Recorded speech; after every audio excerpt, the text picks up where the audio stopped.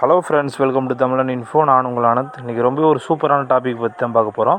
இந்த உலகத்தில் எவ்வளோ மில்லியன் கணக்கான பறவைகள் வந்து வாழுது, அதில் குறிப்பிட்ட ஒரு 5 பறவைகளை பற்றி தான் பார்க்க போகிறோம். அதுவும் ரொம்ப ஆபத்தான பறவைகளை பற்றி. வீடியோ ரொம்பவே இன்ட்ரெஸ்டிங்காக இருக்கும். கடைசி முடியும் பாருங்கள். நம்ம சேனலுக்கு இப்போ தான் ஃபஸ்ட் டைம் பாருங்கன்னா சப்ஸ்கிரைப் பண்ணிக்கோங்க. வீடியோ பிடிச்சிருந்தா லைக் பண்ணுங்கள், ஷேர் பண்ணுங்கள், கமெண்ட் பண்ணுங்கள். இந்த வீடியோ ஷார்ட்டாக பண்ணணும் அப்படின்றனால வந்து ஃபுல் டீட்டெயில்ஸ் என்னால் கொடுக்க முடியல. இந்த பறவைகளில் உங்களுக்கு எதனா ஒரு பறவை பற்றி தனிப்பட்ட தகவல் வேணும் அப்படின்ட்டா கமெண்ட் பண்ணுங்கள். உன் வாழ்க்கை அவ்வளவுதான் இந்த உலகம் உங்ககிட்ட சொல்லும் போது உன் வாழ்க்கை உன் கையில தான் உங்க அறிவு சொல்றது உங்களுக்கு கேட்கலையா? உன் அளவுக்கு நீ ஆசைப்படுன்னு இந்த சமுதாயம் உங்களை அமுக்கும் போது தன்னம்பிக்கையோட போராடுன்னு உங்க மனசாட்சி சொல்றது உங்களுக்கு கேட்கலையா? நம்ம முதலாவது பார்க்க போகிற பறவைகள் எதுன்னு பார்த்தீங்கன்னா காசோவரி பறவைகள். இந்த பறவைகள் பார்க்குறதுக்கு ரொம்ப ஒரு வித்தியாசமான தோற்றம் கொண்டதாக வந்து இருக்கும். டைனோசர் காலங்கள்லேருந்து இப்போ முடிவு வாழ்ந்துட்டு இருக்க ஒரு பறவை இந்த பறவை தான். இது வந்து ஆஸ்திரேலியாவில் வந்து பெரும்பாலும் காணப்படுது. சரி, இது ஏன் ஆபத்தாக இருக்குது அப்படின்றத ஒன்று ஒன்றா பார்க்கலாம். ஃபஸ்ட்டு இதோட ஹைட் எவ்வளோ இருக்குன்னு பார்த்தீங்கன்னா கிட்டத்தட்ட 6 அடி முடிவு வந்து இருக்குமா. அதே மாதிரி இதோட முகம் பகுதியெல்லாம் பார்த்தீங்கன்னா முகத்துலேருந்து தலைப்பகுதியிலேருந்து கழுத்து முடியும் வந்து ரோமங்கள் எதுவுமே இல்லாமல் ஒரு ப்ளூ கலர் இது மாதிரி கலர் சேர்ந்த மாதிரி இருக்கும். பார்க்குறதுக்கு ஒரு வித்தியாசமான பறவையாக வந்து இருக்கும். அதே மாதிரி இதோட ஸ்பீடு எவ்வளோ இருக்கும் அப்படின்னு பார்த்தீங்கன்னா ஸ்பீடு வந்து 57 கிலோமீட்டர் ஸ்பீடில் வந்து ஓடுமா. அதேமாதிரி இதோட வெயிட் எவ்வளோ இருக்குன்னு பார்த்தீங்கன்னா 58 கிலோ முடிவு வந்து வெயிட் போடக்கூடியதாக இருக்கும். இது ஏன் ஆபத்தான பறவையாக இருக்குது, முதல் இடத்துல இருக்குது அப்படின்னு கேட்டிங்கன்னா இதோட கிக்கிங் ஃபோர்ஸ் வந்து 71 கிலோ முடிவு வந்து இருக்குமா. ஒரு தடவை ஒரு ஆள் எடுத்துச்சுன்னா 71 கிலோ ஒரு பாலை வச்சு நம்ம மேலே அடித்தா எப்படி இருக்கும் அப்படின்றது யோசித்து பாருங்கள். அந்தளவுக்கு ஃபோர்ஸாக எத்துமா. ஒரு ஆளை எத்துது அப்படின்னா அவங்க வந்து இறக்கிறதுக்கு அதிகப்படியான வாய்ப்புகள் வந்து இருக்குது.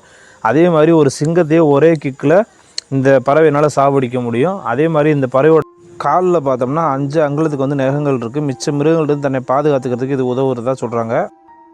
நம்ம இரண்டாவதாக பார்க்க போகிற பறவைகள் எதுன்னு பார்த்தீங்கன்னா க்ரௌனுடு ஈகிள், அதாவது முடிசூட்டப்பட்ட பறவை அப்படின்றது சொல்கிறாங்க. இது வந்து எங்கே அதிகமாக காணப்படுதுன்னு பார்த்தீங்கன்னா ஆப்பிரிக்காவில் வந்து பெரும்பாலும் காணப்படுது. இதோட வெயிட் எவ்வளோ இருக்கும் அப்படின்னு பார்த்தீங்கன்னா 4 கிலோ முடியும் தான் வந்து இது வெயிட் போடக்கூடியதாக இருக்கும். இதோட ஸ்பீடு எவ்வளோ இருக்கும் அப்படின்னு பார்த்தீங்கன்னா இதோட ஸ்பீடு வந்து கிட்டத்தட்ட 157 மைல்ஸ் பர் ஹவர் ஸ்பீடில் வந்து இது ட்ராவல் பண்ணுமா. அவ்வளோ ஃபாஸ்ட்டாக வந்து மூவ் பண்ணக்கூடியது.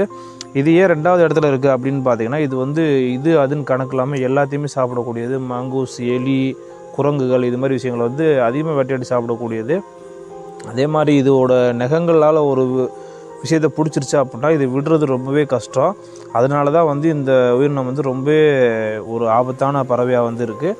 அதே மாதிரி இந்த குரங்குகள் அந்த வீடியோவில் நீங்களே பார்க்கலாம். அந்த குரங்குகளை கூட வேட்டையாடி சாப்பிடுது. அதே மாதிரி 1924 பார்த்தீங்கன்னா இந்த பறவையோட கூட்டில் செக் பண்ணும்போது குழந்தைகளோட மண்டையோடு கூட வந்து இருந்திருக்கு. நம்ம 3வதாக பார்க்க போகிற பறவை எதுன்னு பார்த்தீங்கன்னா ஆஸ்திரேலியன் பித்தக்குய். இந்த பறவை பார்க்குறதுக்கு ரொம்ப ஒரு அழகாக இருக்கும். ஒரு டிஃப்ரெண்ட்டான கலரில் கூட வந்து இருக்கும். இந்த பறவை ரொம்ப க்யூட்டாக இருக்கிறதுனாலே மக்கள் இதை வந்து அதிகமாக வந்து வளர்க்குறாங்க. அதே மாதிரி வந்து அதிகமாக இறந்தும் போகிறாங்க அப்படின்னு கூட சொல்லலாம். ஏன்னு கேட்டிங்கன்னா இந்த பறவையோட உடம்புல வந்து ஒரு விதமான விஷம் சுரக்கும். அந்த விஷத்தோட பேர் வந்து பேத்ரோடாக்சின் அப்படின்னு சொல்லப்படுற விஷம் வந்து சுரக்குது. இதுக்கு இயற்கையாகவே இந்த விஷம் சுரக்குதா அப்படின்னு கேட்டிங்கன்னா கண்டிப்பாக கிடையாது. இது ஒரு விதமான வண்டுகளை சாப்பிட்றதுனால தான் வந்து இதுக்கு அந்த விஷமானது வந்து உற்பத்தி ஆகுது. ஆனால் அந்த வண்டுனால வந்து இந்த பறவைக்கு ஒன்றும் ஆபத்து ஏற்படுறது கிடையாது. இந்த பறவையோட விஷத்தினால மனிதர்களுக்கு தான் ஆபத்து ஏற்படுது. 1930 ஒரு ஆராய்ச்சியாளர் வந்து பறவை ஆராய்ச்சி பண்ணிகிட்டு இருக்கும்போது அவர் கையில் வந்து லைட்டாக இதோட ரோமங்கள் வந்து கீறி அந்த நபர் வந்து இறந்து போயிடுறாரு. அதுக்கப்புறம் தான் அந்த பறவைக்கு விஷம் இருக்குது அப்படின்றதே வந்து ஆராய்ச்சியாளர்கள் கண்டுபிடிச்சாங்க. இந்த பறவைகள் வந்து பெரும்பாலும் மனிதர்களை தாக்காது. அதே மாதிரி இந்த பறவைகளில் வந்து அந்த ஊரில் வாழ்கிற காட்டுவாசி மக்கள் வந்து எளிதாக கண்டுபிடிச்சிடுறாங்க. கண்டுபிடிச்சி அந்த பறவைகள்கிட்ட கொஞ்சம் விலகியே இருப்பாங்களாம். ரொம்ப வந்து இதை வேட்டையாடினா கூட மிச்ச பறவைகளுக்கு தான் ஆபத்தை தவிர்த்து இந்த பறவைக்கு ஒன்றும் கிடையாது. இந்த பறவையோட விஷத்தினால மிச்ச பறவைகள் வந்து இறந்து போகிறதுக்கு அதிகமான வாய்ப்புகள் வந்து இருக்குது. நம்ம 4வதாக பார்க்க போகிற பறவை எதுன்னு பார்த்தீங்கன்னா ஆஸ்ட்ரிச், அதாவது நெருப்புக்கோழிகள் அப்படின்னு சொல்லுவாங்க. இது பெரும்பாலும் எங்கே காணப்படுது அப்படின்னு பார்த்தீங்கன்னா ஆஸ்திரேலியாவில் வந்து அதிகமாக காணப்படுது. இது வந்து சராசரி எடை எவ்வளோ இருக்கும் அப்படின்னு பார்த்தீங்கன்னா 100 to 130 கிலோ முடிவு வந்து இருக்குமா. இது ஒரு மனிதனே சாதாரணமாக தூக்கிட்டு ஓடக்கூடிய அளவில் வந்து இருக்கும். அந்த காலகட்டத்தில் தான் பார்த்தீங்கன்னா நெருப்புக்கோழி பந்தயங்களையும் நடத்துனாங்க பாலைவன பகுதிகளில்.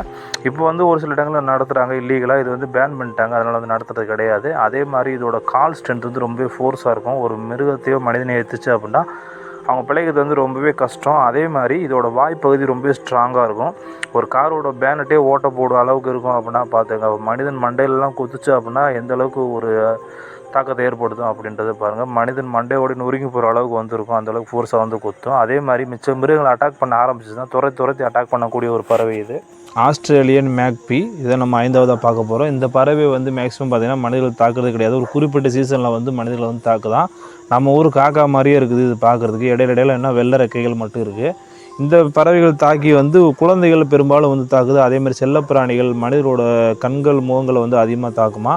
அதே மாதிரி இந்த ஸ்வீப்பிங் அப்படின்னு சொல்ல போகிற ஒரு சீசனில் வந்து ரொம்பவே ஆக்ரோஷமாக வந்து மனிதர்கள் தாக்கக்கூடியதாக இருக்குமா. ஏன்னு கேட்டால் அந்த காலகட்டங்கள் வந்து இந்த பறவைகள் இனப்பெருக்க காலமாக வந்து இருக்குதான். அதனால் வந்து மனிதர்கள் வந்து அதிகமாக தாக்குது அப்படின்றது சொல்லப்படுறாங்க. ஆஸ்திரேலியா வந்து இது ஒரு தொல்லையான பறவை அப்படின்னு கூட வந்து சொல்கிறாங்களாம்.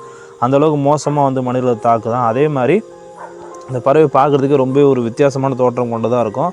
அதை நம்ம ஆரம்பத்தில் சொன்ன மாதிரி நம்ம ஊர் காக்காவுக்கு இடையில வெள்ளை ரெக்கைகள் எப்படி இருந்தால் எப்படி இருக்குமோ அது மாதிரி தான் வந்து இருக்கும். இந்த காலகட்டங்களில் இந்த இனப்பெருக்க காலகட்டங்களில் மட்டும் மனிதர்களை தாக்குறதுனால இந்த பறவைகள் வந்து அந்த நாட்டில் வந்து ஒன்றும் பண்ணலை, அப்படியே விட்டுருக்காங்க. ஓகே ஃப்ரெண்ட்ஸ், எனக்கு தெரிஞ்ச தகவல் எல்லாத்தையுமே உங்களுக்கு ஷேர் பண்ணிட்டேன். வீடியோ பிடிச்சிருந்தா லைக் பண்ணுங்கள், ஷேர் பண்ணுங்கள், சப்ஸ்கிரைப் பண்ணுங்கள். அடுத்து எதை பற்றி வீடியோ போடலாம் அப்படின்றது கமெண்ட் பண்ணுங்கள்.